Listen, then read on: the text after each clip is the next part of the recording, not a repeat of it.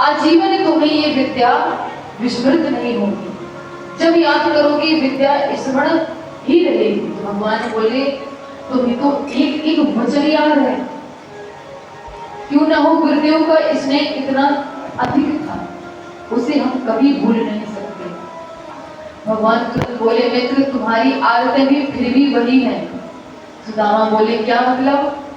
भगवान बोले मतलब सीधो सो है कि भाभी जी ने कछू भेजो ना है। सुदामा जी बोले घुमा फिरा कर फिर भाभी जब पर आ गए हो। अरे भैया जब एक बार मना कर दी तू बार बार क्यों पूछता है? भगवान बोले अच्छा लगता है तुम मेरा स्वभाव भूल गए। अब भूल गए हो तो बता देता हूँ, दोबारा याद दिलाता हूँ। पत्रम पुष्पम फलम तोयम यो मे भक्त्या प्रयच्छति तदहं भक्त्योहृतं मानसे नामि प्रत्ययात्मनः। कहते हैं मित्रों मैं पदार्थों का भूखा नहीं। वस्तु कुछ भी हो, पदार्थ कुछ भी हो, पत्र हो, पुष्प हो, फल हो या जल हो, शर्त मेरी सिर्फ एक ही है कि उस पदार्थ में भक्ति भाव प्रेम कितना भरा हुआ है। उस पदार्थ में भक्ति भाव प्रेम होना चाहिए। तुमने क्या दिया उसकी कोई कीमत नहीं, तुमने पर कहां से बोले इसका बड़ा महत्व है। गोपियां कन्हैया को कनुआ कपटी कहकर के पुकारती थी, पर कहां से क्या कह रही हैं उनकी भावना को भगवान ही समझते हैं। हम पदार्थ किस चीज में लेकर के जा रहे हैं, सोने के पात्र में, चांदी के पात्र में, ये जगत का विषय है। जगत इसको केवल एकमात्र जगदीश देखता है कि आपके भाव कैसे हैं, लाने के पीछे आपका भाव कैसा है, ये एकमात्र परमात्मा देखता है। इसलिए तुम जो भी लाए हो निसंकोच बताओ। सुदामा बोले तू लाख प्रवचन कर ले, जब लाया ही नहीं तो कहां से दे दूंगा? प्रभु समझ गए कि अब ये साहस नहीं जुटा पा रहे। तो अच्छा मित्र जाने दो, अब कुछ नहीं लाए हो तो बात ही खत्म।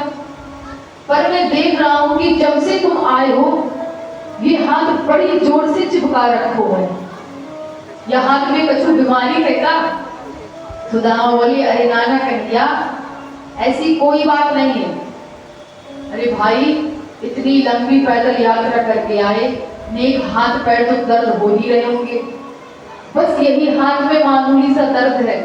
कहते हैं सुदामा जी बाकी सब बिल्कुल ठीक है। तो भगवान बोले ये बात तब क्यों नहीं बताई? हाथ में दर्द है तब से हम पैर दबाए जा रहे हैं। अरे लाओ हाथ हमें पकड़ा दो, ऐसी मालिश करेगी कि 2 क्षण में सब दर्द दूर हो जाएगा। सुदामा बोले भैया तेरे हाथ जोड़ू, तू मुंह पर दया कर या हाथ में हाथ मत लगाइयो, अपने आप सब ठीक हो जाएगा। तो भगवान बोले अब तो कछु भी हो जाए, तुम्हारे दर्द को हम दूर करके ही छोड़ेंगे। सुदामा जी खूब दाएं बाएं करते हैं, पर भगवान ने जबरदस्ती हाथ बढ़ाया और स्वयं चहार किमीत मिटी पृथक तंडुलान। भगवान ने उस तंडुल की पोटली को हाथ से पकड़कर एक झटके में बाहर निकाल दिया। पोटली टपक करके बाहर गिरी। सुदामा जी बेचारे देखते ही रह गए। भगवान ने तुरंत पोटली खोली और इति मुष्टिम संकृज्य धगवा द्वितीयां चग्धूमादते तावच्छिज्ग्रहे हस्तं तत्परा परमेष्ठिना। एक मुट्ठी चावल भगवान ने अपने श्रीमुख में डालकर संकल्प किया कि इस मुट्ठी के तंदुल के बदले एक लोक का सम्राट सुदामा को सब प्रदान करता है। और जैसे ही दूसरी मुट्ठी चावल प्रभु ने हाथ में लिए कि रुक्मणी जी ने हाथ पकड़ लिया। कहती हैं प्रभु अब सब कुछ दे दिया, क्या स्वयं सुदामा बनना चाहते हो? हाथ पकड़कर संकेत देती हैं, इसलिए हाथ पकड़ कर कहती प्रभु ये संत का लाया हुआ प्रसाद है और महाप्रसाद मिल बांट कर पाना चाहिए। अकेले अकेले कैसे पा रहे हो? तो परिवार में सबको दो दो दाने प्रसाद को मिलना ही चाहिए।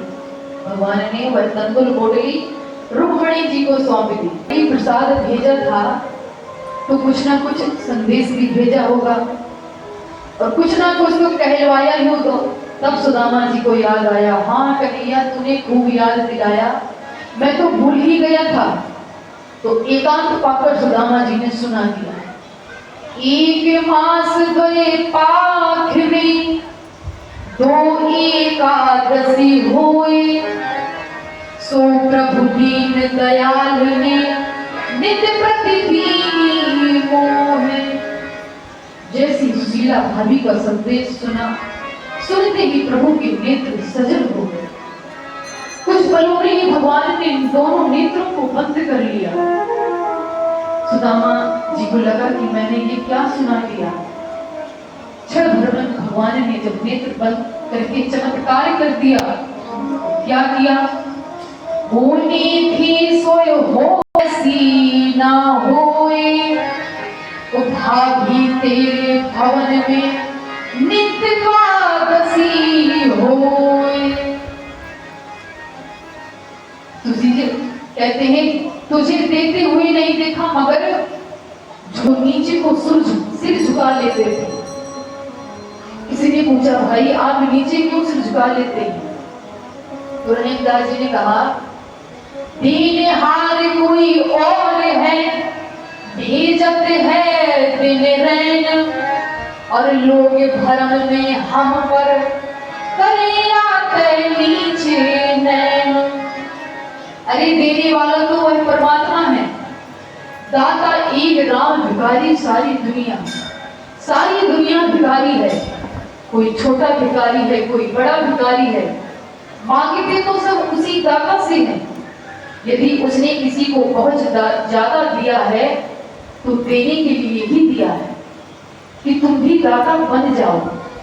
परंतु जब उसकी संपत्ति को हम अपना मानकर देने का गर्व करने लगते हैं कि हमने इतना दान किया, तो भगवान को हंसी आने लगती है। देखो मेरी ही वस्तु पर कितनी अकड़ दिखा रहा है। और कभी कभी तो भगवान पर चढ़ावा चढ़ाते समय कुछ लोग ऐसे अहंकार करते हैं कि देखो हमने प्रभु आपको इतना दान कर दिया, जैसे भगवान पर मानो एहसान कर रहे हो। अरे भगवान जिसे देते हैं उसे पता नहीं चलता कि किसने दिया है।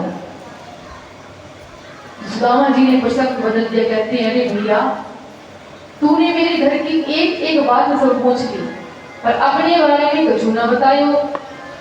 हमसे पूछ रहे थे कि तेरी शादी हुई कि ना। भगवान बोले, ओहो, तो अब हम क्या बताएं? जब घर में बैठे हो तो सीधे मिलवा ही देते हैं। कहते ये तो बड़ी अच्छी बात है। भगवान जाकर रुक्मणी जी से बोले कि जाओ सबसे जाकर कहो कि आशीर्वाद लेने आ जाए। ये सिद्ध विभूति है। रुक्मणी ने जाकर सभी पटरानियों से सूचना दी।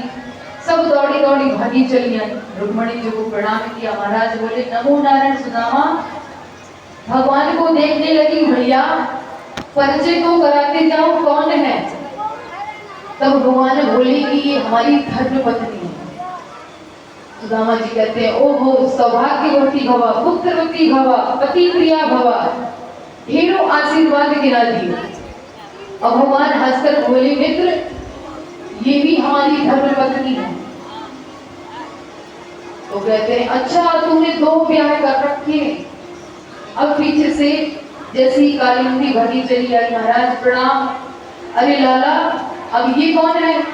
भगवान बोले, अब बार बार मत पूछो, यह समय जो भी प्रणाम करे सब हमारी धर्म पत्नी है। सुदामा जी बोले, ओहो क्या 10-50 है?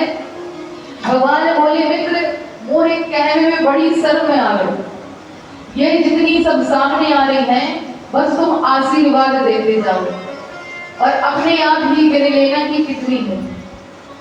अब सुदामा जी ने सोची ज्यादा से ज्यादा 10-50 होंगी, पर वहां तो लंबी पंक्ति लग गई। सुदामा जी तो सौभाग्यवती भवा, पुत्रवती भवा, पति प्रिय भवा कहते कहते गला बैठ गया।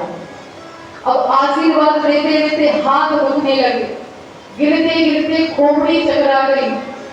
अब जब संख्या ज्यादा बढ़ने लगी तो सौभाग्यवती कहना भी मुश्किल पड़ गया। संक्षेप में ही भाव भाव गिरने लगे, फटाफट आशीर्वाद देने लगे। जब 50,000 संख्या पार कर गई तो घबरा कर बोले, भैया अब जल्दी बता कितनी बाकी है। भगवान हंसकर बोले, अब तो आधी भी ना भई। अब तो महाराज सुदामा जी चौंक पड़े, तेरी लीला समझ में नहीं आ गई। अब तो तुम ऊपर दया कर सच्ची सच्ची बता दी पूरी कितनी संख्या है। भगवान हंसकर बोले, मित्र पूरी संख्या 16,108 है। और सुनते ही सुदामा जी के पैरों के नीचे जमीन खिसक गई।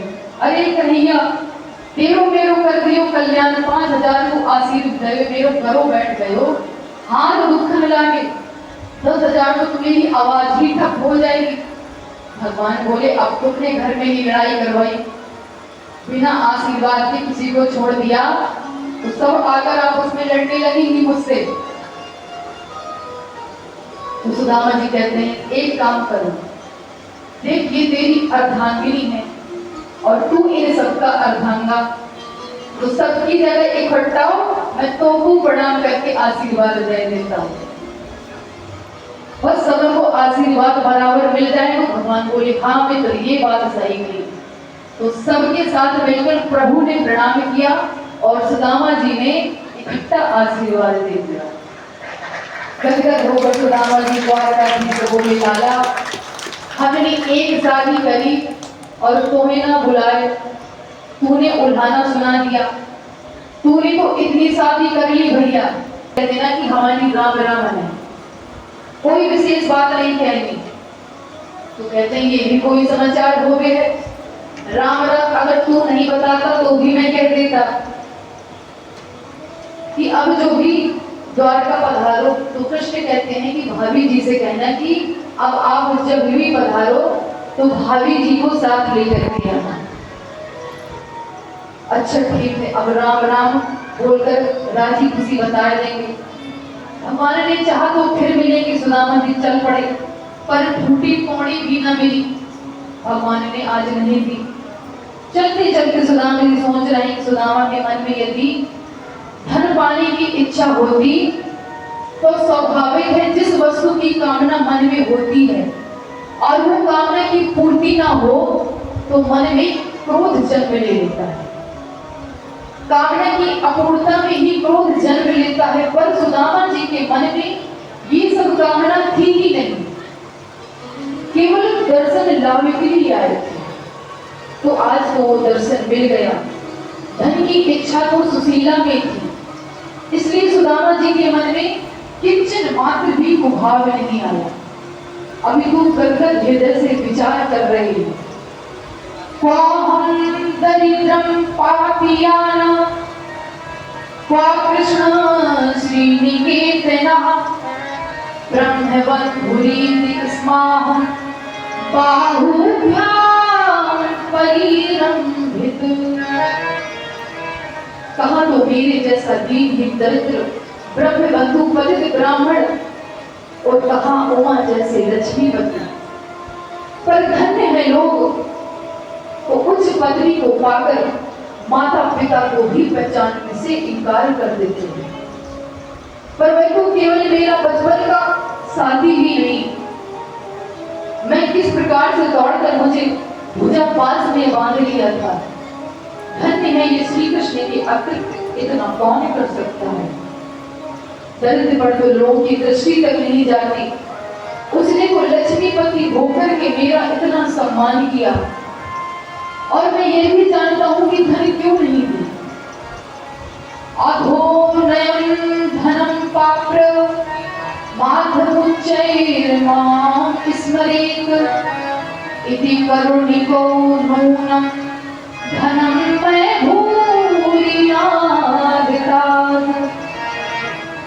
धन ना देने का एक ही कारण है कि निर्धन को यदि बहुत सारी संपत्ति दे दो तो उसकी बुद्धि खराब हो जाती है, वह बंधार हो जाता है, विषयों में भटक जाता है।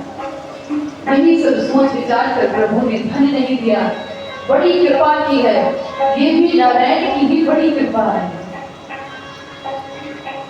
तो सर्वथा प्रभु से कहना चाहिए क्या, मेरा आपकी कृपा से